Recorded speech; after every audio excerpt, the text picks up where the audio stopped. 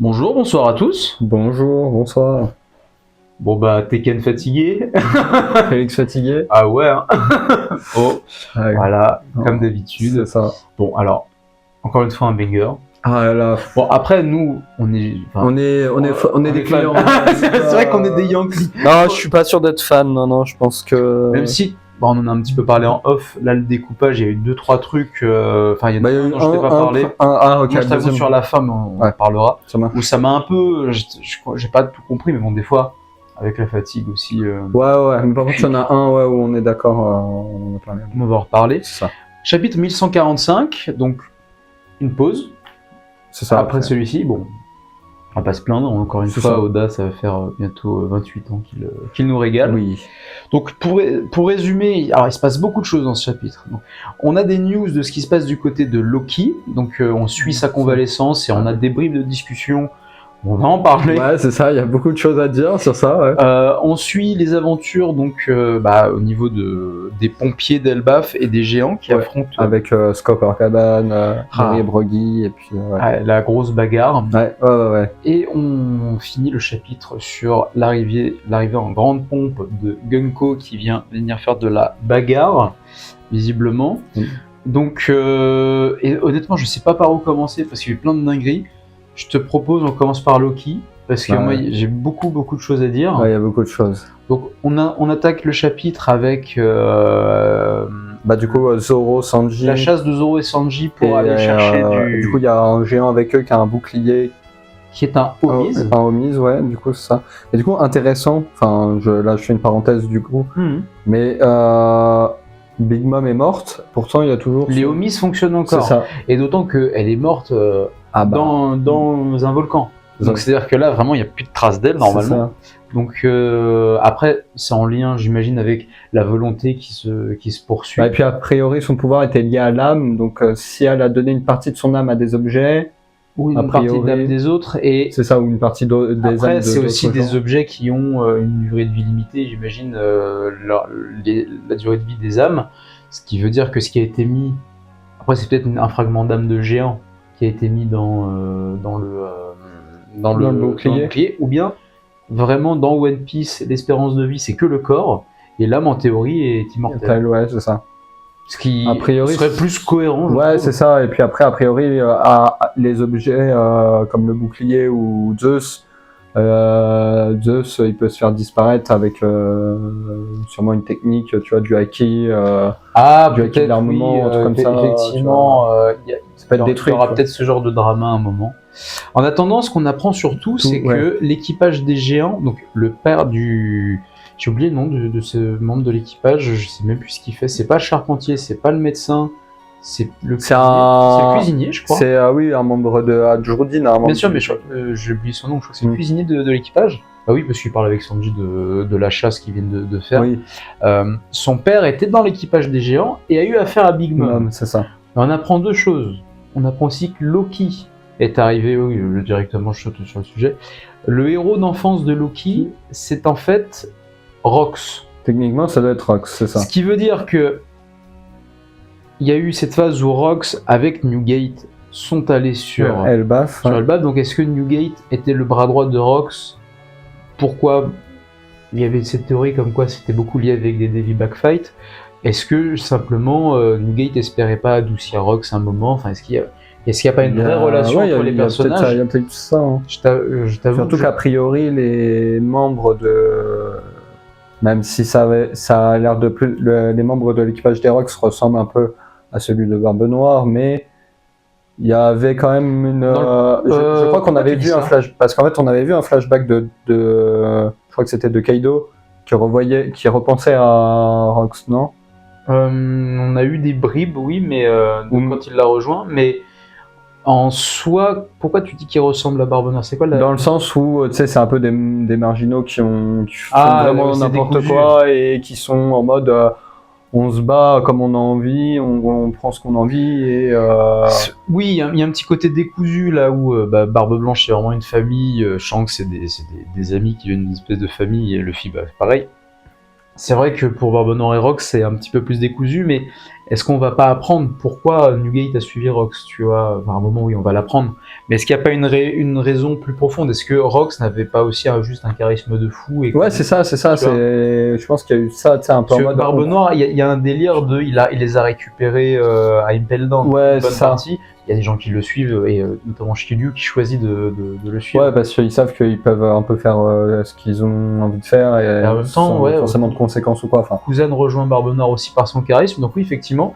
Oui, non, t'as raison. De toute façon, il y a en fait, je vais prendre un autre parallèle, mais tu sais, ce truc de King qui était en mode vas-y Kaido, je te suis parce que tu m'as sauvé, ouais. Tu m'as sauvé, et même si t'es pas Joy Boy, voilà, mais tu sais, un peu en mode peut-être que les gens qui suivaient Rox, même s'il y a eu obligation avec les Divi, Bite Fight. Moi j'y crois moyen cette théorie, parce que si tu regardes bien, Barbe Noire a réussi à faire ça sans ça. Donc. Ouais, mais qu'il y ait eu ça ou non, dans tous les cas, il y en a qui l'ont peut-être suivi, et du coup peut-être Barbe Blanche qui l'a suivi en mode ouais, ce gars-là il peut potentiellement devenir le roi des pirates ou changer le monde. À ce moment-là, on ne sait pas ce qu'il en était sur trouver le One Piece, tout ça, c'était compliqué, puis du coup il y a eu Roger en même temps. Rox avait plus ce délire de changer le monde.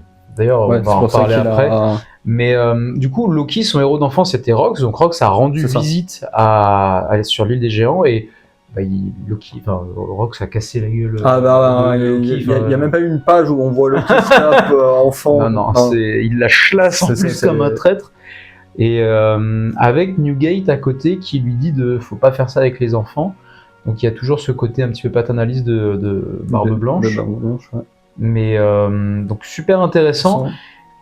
Là où Rox voulait régner sur le monde.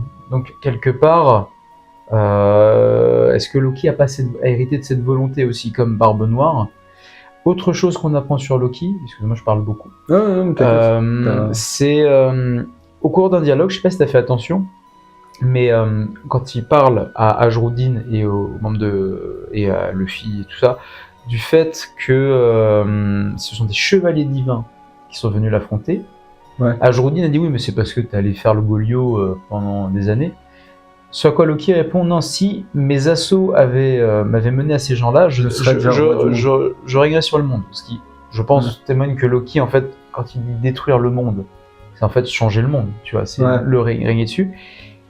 Et ce qui veut aussi dire que Loki veut, c'est ça, en fait Loki veut s'en prendre directement au gouvernement mondial. Et je me demande si ça appuie pas un peu quand même cette théorie, tu vois. Je sais pas ça a l'air d'être en lien, après à voir.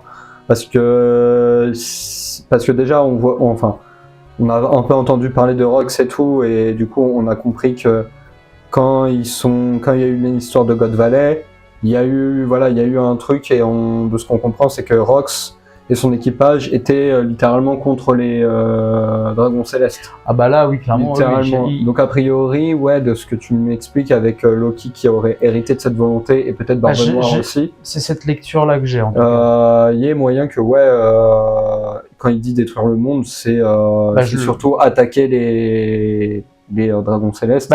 En tout cas prendre leur rôle finalement. Ouais, c'est ça.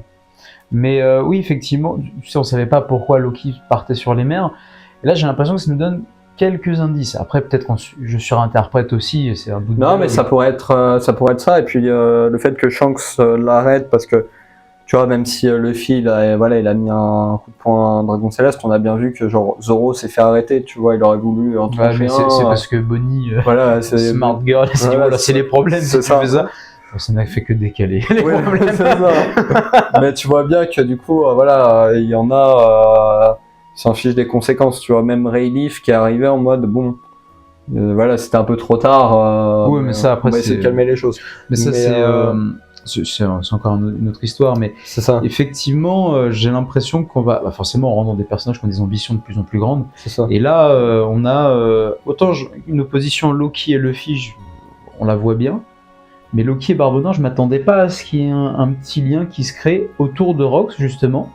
Mais trop cool, et puis ça veut dire qu'on va peut-être enfin apprendre un peu plus quand on aura le fameux flashback de Loki. Ça. Donc en tout cas, c'est un personnage qui est bien plus nuancé, qui semble plus du tout malicieux là. Bon, en même temps, le gars. Ah, disons qu'il a quand même pris cher, hein, et puis même pour se faire soigner, Ouais, voilà, c'est même pour se faire soigner. l'aspect comique du chapitre, ça a été à quel point Luffy est un danger public. C'est ça. Mais c'est marrant comme quand Luffy a rencontré Loki, il semblait terrifié, et là c'est devenu son pote. Ouais, c'est ça. Il a pas peur. Il a pas peur de lui, et bah après. Bah, ça a Zoro été- non plus d'ailleurs. C'est les Puis deux après, lui parlent. derrière, au début, il avait peut-être peur, mais quand il lui a parlé de Shanks et tout, il a dit ah ouais, ok, par contre, si tu me mens, je vais te taper, tu vois. Ah bah après, Après, oui. c'est peut-être le fait qu'il, quand tu évoques Shanks, faut pas lui mentir. Tu vois. Oui, et puis en plus de ça, même si Luffy, voilà, Loki a une aura imposante, ça reste quand même Luffy. Oui, c'est le héros et plus- tout, c'est bah, ça, c'est c'est même pas que c'est le héros, c'est que là il a un point dans son histoire où il commence à craindre plus grand monde. Ouais, c'est Il ça, en craint aussi, encore parce que voilà, dans le monde de One Piece, le monde de One Piece est très vaste, il y a des personnages très puissants, mais passionnant et vraiment j'ai hâte de voir la suite. C'est ça. J'ai aimé le fait qu'Ajroudin soit très calme vis-à-vis de tout Ouais, ça. il est silencieux, il répond pas, il écoute. Bah si, alors, il me semble que c'est lui qui le dit, tu sais, à Loki en disant oui, mais c'est quand Ah même, ouais, ça attaqué, peut-être que c'est les conséquences. peut-être que c'est lui, je t'avoue, ça j'ai pas spécialement fait attention. Dans cette donc là on peut en reparler, mais dans cette partie de l'histoire du chapitre, Mhm. du coup il y a justement Luffy qui blesse Loki là, le petit truc comique, et après on voit du coup Gert Ah oui, qui fait un pouce en l'air comme ouais, ça. c'est vrai que bah, c'est cette scène-là Là où où- le découpage, moi, je l'ai trouvé un petit peu Ouais, bizarre. c'est où un peu brouillon. Pas brouillon. J'ai Bah, l'impression brouillon dans le j'ai l'impression sens que ça où- allait un peu vite et que c'était. En tout cas, moi, j'ai pas compris tout de suite que en fait, Gerd était content que Loki se fasse blesser parce que voilà, tous les gens le détestent. Ça. Mais bon, après, voilà, le chapitre, il y a tellement de trucs dedans que. Ouais, c'est pas bien grave. Après, c'était juste voilà un moment où Disons que c'est là où on voit que Oda, son œuvre, une fois qu'il y aura des animés qui couvriront tout, des animés où ils auront pris le temps, tu vois, elle sera beaucoup plus lisible. Ouais, son manga est c'est trop. sûr. En fait, son histoire est trop grande pour un manga. Enfin, c'est mon œuvre. Enfin, je peux me tromper. Hein, mais... Bah, surtout que le format manga c'est beaucoup plus petit que le format BD par exemple. Bah, c'est surtout que tu dessines un comics. chapitre par semaine, humainement, c'est vraiment difficile. Ouais. Quoi. Ça, ouais. En attendant, pour ce qui est de la suite, on voit les géants qui, les monstres là, se font, Ouais, mais se font- recte à une vitesse Ça, incroyable. puis il y a Gaban avec eux donc Il y a ça va Gaban, là, il y a les deux géants, il y Ça- a Dory et Brogy Brogy. plus les autres géants. être ça. Donc finalement cette intrigue très vite close. C'est ça. Ils Si, ont- ils disent, enfin après c'est pas des choses importantes, mais ils disent heureusement que les enfants ont pas rencontré les vrais. Ah, intéressant, Parce c'est que ça aurait été plus dur. Hein. il subodore, mon bon ami. Il suppose que les monstres ont la puissance que Les enfants imaginent. que les enfants imaginent.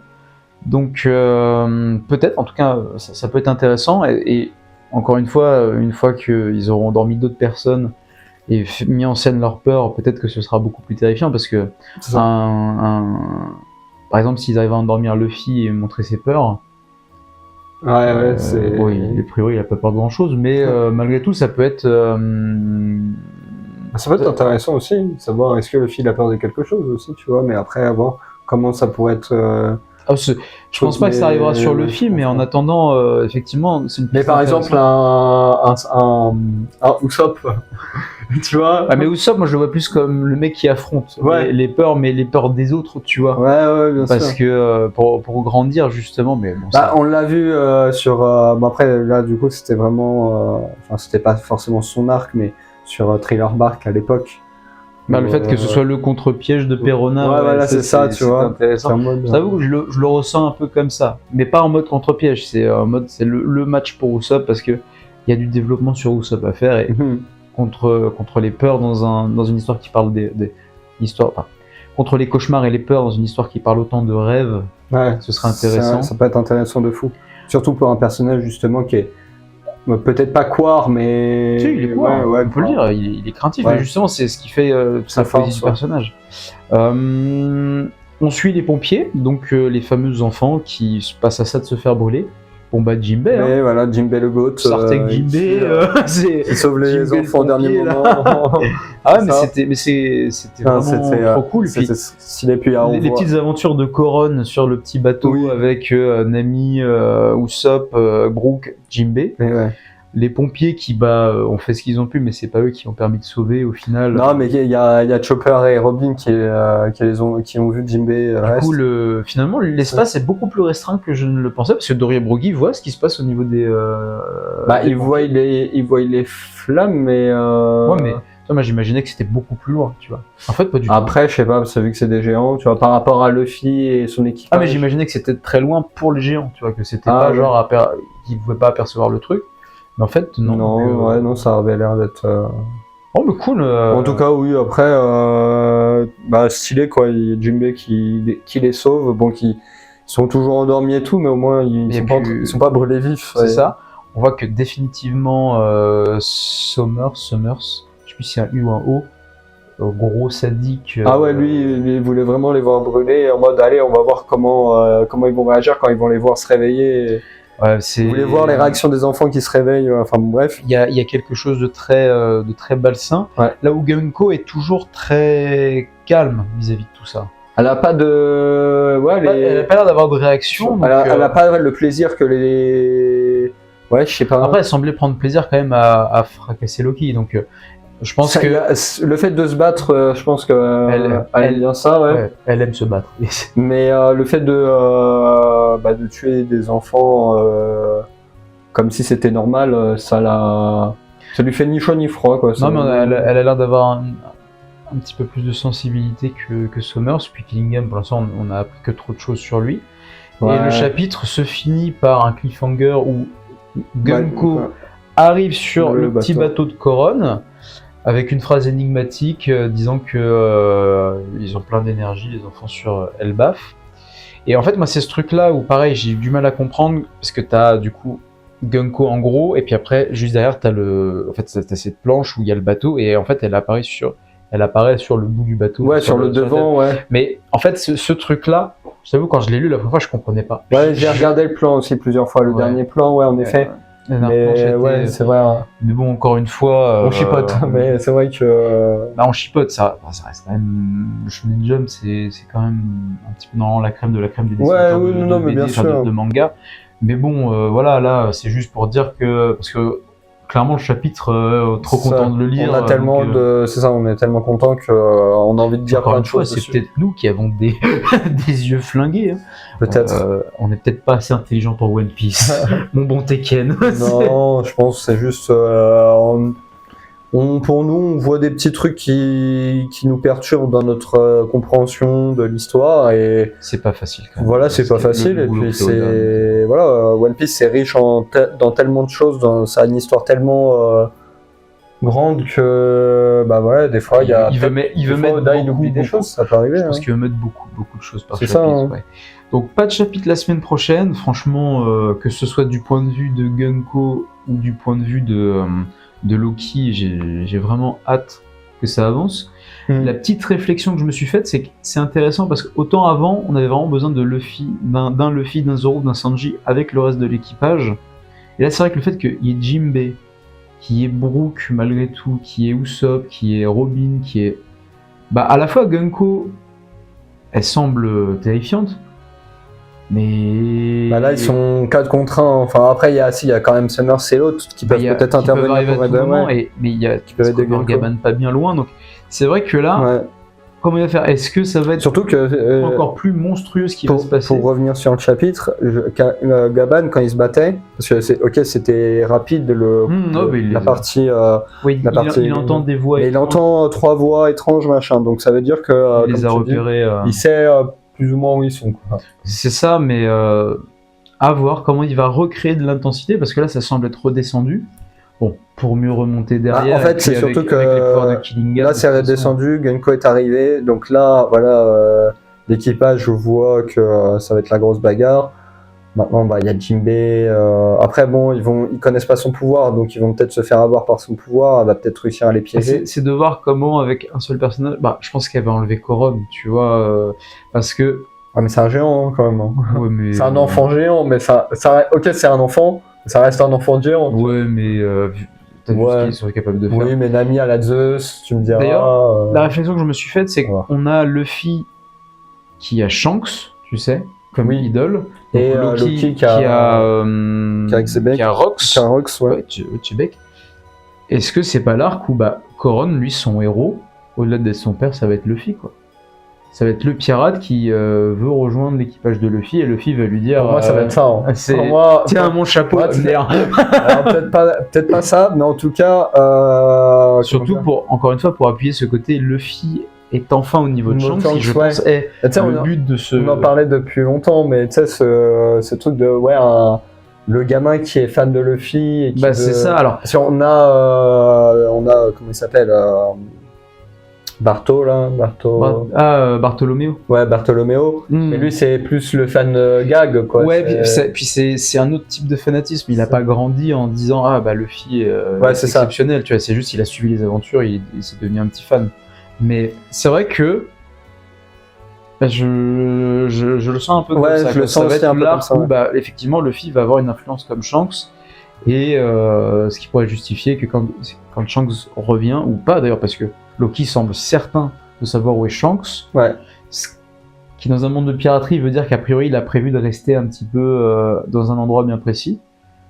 Donc est-ce que la rencontre Luffy et Shanks va pas se faire sur une tierce île où Shanks est parti chercher quelque chose pour trouver le One Piece? À voir. Franchement, bonne question. Parce qu'en même temps, il y a quand même outre ça, parce que tu vois, ok, il y a l'équipage de Luffy qui va protéger les géants, les gens qui vont se battre pour protéger leurs enfants et les enfants de leurs amis pour pas se faire emmerder par un gouvernement mondial, mais le gouvernement mondial est quand même en train d'attaquer une île qui est protégée par Shanks. Peut-être pas officiellement, mais on l'a bien. Les liens entre Shanks et le gouvernement mondial, ça a l'air d'être un petit peu spécial. Ouais, aussi. D'autant que les Chevaliers Divins, c'est vraiment le côté ultra caché. Ouais. Et je doute pas que pendant qu'il se passe tout ça sur Elbaf, les affaires avec Barbe Noire, les révolutionnaires et Shanks, ils sont tous et Crossguild, ils sont tous très occupés ces gens-là. Donc ouais, il y a peut-être ça après avoir. Parce mais que je pense, là, ce que je me dis, c'est que l'île où Bartholoméo a attaqué,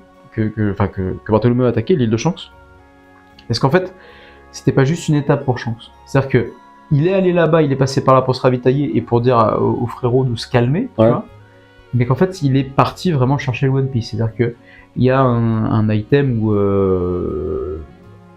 une piste en disant peut-être qu'il y a une information sur cette île-là pour lui avoir le dernier poneglyphe, le dernier autre poneglyphe. Et du coup, il s'y rend tout simplement. À voir, ouais. Non, mais parce qu'il faut pas oublier que sans doute que Scopper-Gaban est l'homme à la brûlure. Après, ouais, il a pas. Parce que l'homme à la brûlure, c'est quoi, c'est au visage? Quand il parle de l'homme à la brûlure. Oui, c'est pas. Mais tu verras son design. Je pense que c'est une brûlure, tu vois. Donc non, il a le visage qui est vraiment attaqué.